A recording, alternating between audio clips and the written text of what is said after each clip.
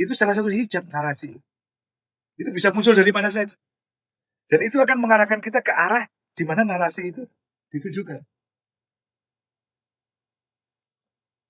Narasi itu bisa menentang, menyimpangi apa yang diperintahkan Allah. Seperti iblis menyimpangi apa yang diperintahkan Allah. Memanipulasi. Sehingga Quran sering tampak indah apa yang sebenarnya buruk di matamu tampak indah. Bagaimana itu tampak indah? Karena narasi. Kita menganggap itu, mempersepsi itu indah. Narasi yang membuat itu indah. Karena belum tentu ini indah. Quran berkali-kali ngomong, iblis itu menciptakan sesuatu yang buruk seolah-olah baik di matamu. Sesuatu yang, katakanlah, batil menjadi seolah-olah hak di matamu. Narasi itu merubah.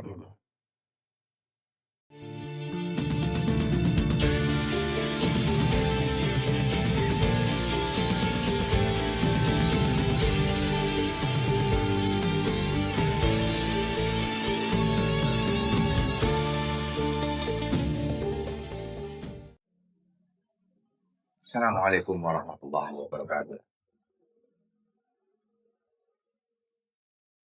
Yang mengacaukan manusia memang nafs. Itu jelas. Karena Quran menyebut amarun bisu, memerintahkan memandu ke arah yang buruk. Kalau dalam contoh yang lalu-lalu, misalnya rasa itu, lidah itu diciptakan Allah untuk merasakan sesuatu, sebenarnya ada fungsinya untuk memfilter kita terhadap makanan-makanan tertentu. Tapi lidah punya sensasi, kenikmatan dan lain sebagainya, yang itu kan kemudian kalau digelembungkan itu menjadi ilusi-ilusi. Persoalan kita tidak di itu saja, tapi kemudian ketika itu dinarasikan menjadi seolah-olah kebutuhan, keinginan yang dirubah menjadi kebutuhan. Dan kita diarahkan itu ke sana. Apalagi di abad modern, luar biasa. Kita dinarasikan untuk mengejar sesuatu yang nggak kita butuhkan. Lewat iklan, lewat macam-macam. Digerakkan untuk mengejar sesuatu yang tidak kita butuhkan. Sehingga kita punya rumah sampai 4-5, padahal hanya dibutuhkan satu rumah. Bahkan satu rumah pun hanya satu kamar. Kita dikejar untuk berpakaian yang demikian rupa, padahal itu tidak kita butuhkan. Dalam diri kita tidak kita garap, luar diri kita garap.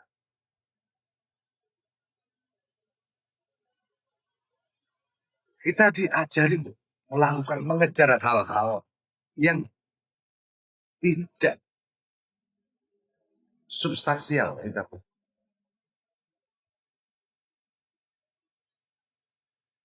Itu dinarasikan untuk mengejar kepentingannya.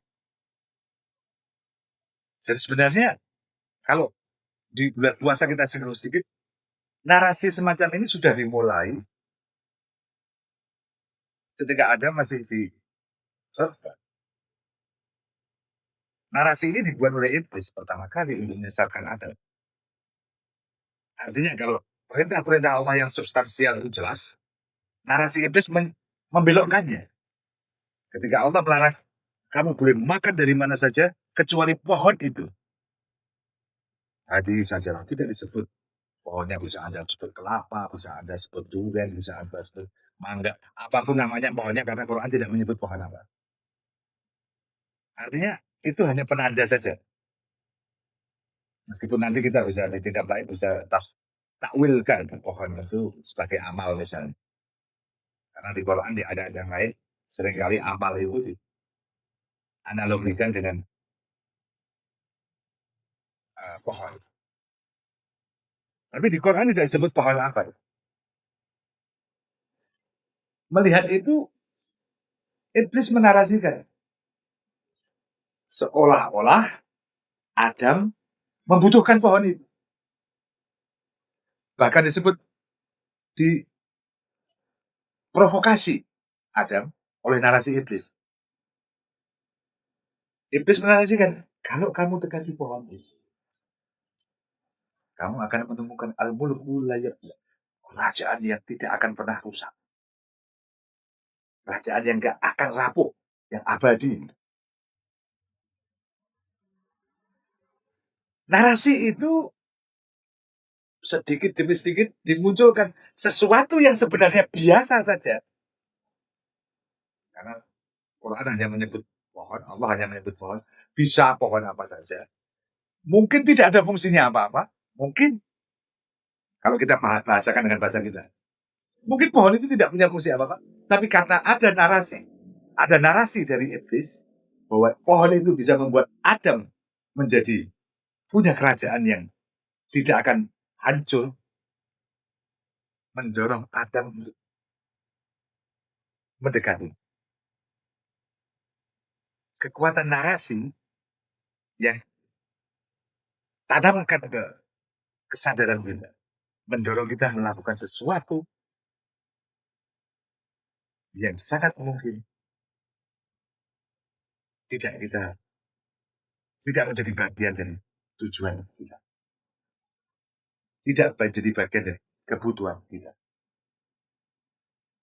tidak menjadi bagian dari keseluruhan fungsi hidup kita.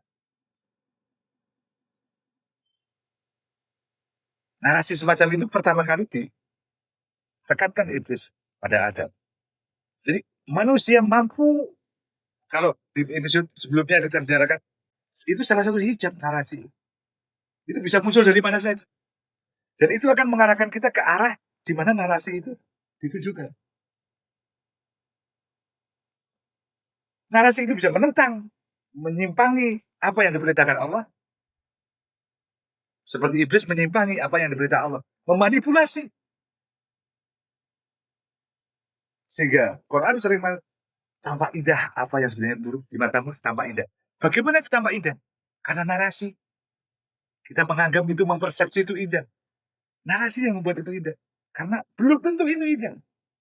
Quran berkali-kali ngomong, iblis itu menciptakan sesuatu yang buruk seolah-olah baik di matamu. Sesuatu yang, katakanlah, batil menjadi seolah-olah hak di matamu. Narasi itu merubah. Kita bahas besok. Assalamualaikum warahmatullahi wabarakatuh.